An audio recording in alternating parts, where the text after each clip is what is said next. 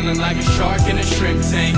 Big fish, small pond in the shrimp tank. When it takes Hello and welcome back to the post-show wrap-up of the Shrimp Tank. We had a great show today. Michael Buckner from Audio Intersection was our guest, and I'm telling you, there was so much quality content. You should really download us on iTunes or look at shrimptankpodcast.com to listen to the show in its entirety. Michael, Audio Intersection, some people probably don't understand exactly what you do. And when I say the term, the art of smart, how does that spark or how does that really relate to your business?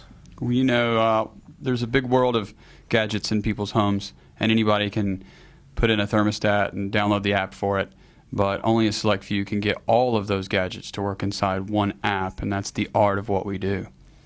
So, you know, other than television installations and garage doors, can you give us kind of a list of things that people could control from a telephone, one simple telephone or one simple control pad, just a list so people understand? Well, you know, we try to actually have, look at it a slightly different way. The way that you look at your car, rather than picking out which parts are being installed to create a certain experience, we just talk about the experience. So what we'd like for you to do is as you pull up to your house and you hit the garage door opener, that will lower the thermostat to a comfortable setting if it's hot outside. That'll light the path to the master bedroom, get some music going in the kitchen and in the closet, and maybe put ESPN on the TV if that's what you'd like to happen, all from the opening of the garage door. I would like that to happen, Mike. No question. Right. Well, we think it's kind of lame that cars are cooler than houses. You spend so much more on them.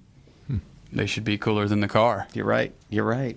Sure. So we spent some time also talking about motivating employees and finding employees, especially in such a technical area where you don't have college majors in what you do. And you brought up the one mistake rule. Can you explain that a little bit more? Yeah, I mean, you know, as hard as we all try to do everything right and just basically plow through and be perfect, we know that that's an act of futility. We all make mistakes. And so as an employer, you're right, it is extremely hard to find talent. And so the most important thing is keeping that talent. And so part of that's having patience. I mean, we all make mistakes. So as nerve-wracking as that can be sometimes and as challenging as it is not to be so upset, you still have to step back and realize that your guys are just as human as you are, and you know, we're all just doing our best. So, Mike, that one mistake rules, guys, a real quick question. Is it like cellular minutes? Can they roll over, or is it just a daily one mistake? No, they definitely get a reset every morning. Okay, excellent. Nice. Wow. So we also talked about your two beautiful office locations in Canton and Atlanta, right? And that made me wonder, how are you fighting the demise of the brick-and-mortar retail storefronts? You know, we're fighting it because I believe that what happened through the 90s and the early 2000s, the reason that Amazon and the online businesses have captured so much business is we got complacent. So many people just expected to build a store and they would come, right? And so you just kind of hang out there and you wait on people to walk in the door, and then next thing you know, you're Circuit City and you're going out of business. I mean, people aren't coming in your door anymore. We don't do that. We go out. I mean, we go to every house with a salesperson, walk the house, talk to the customer about what experience means the most to them, so that, I mean, we've made lights flash on the back deck because the guy was missing his UPS package on the front door, so the doorbell made the lights flash. And so in doing so, there's no way to replace that walking in the customer's home. You can't do that on Amazon.com. So the way that we fight retail is that we're real. I mean, we go after the business. We don't just sit and wait on it. And I think that's the key to anybody that thinks they're going to have a store.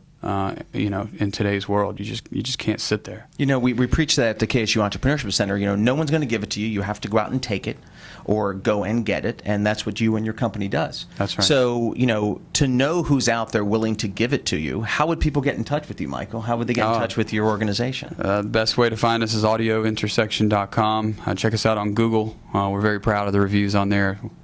That's awesome. Well, you know, guys, I've known Michael for many years. His organization is a white glove service. There's no question. He installs for many A-listers in town, and if you need home automation, Audio Intersection is the place to be. Michael, thank you for coming on the show. Download us anytime on iTunes. Go to shrimptankpodcast.com to listen to the show in its entirety. And thank you for watching the Shrimp Tank post-show wrap-up.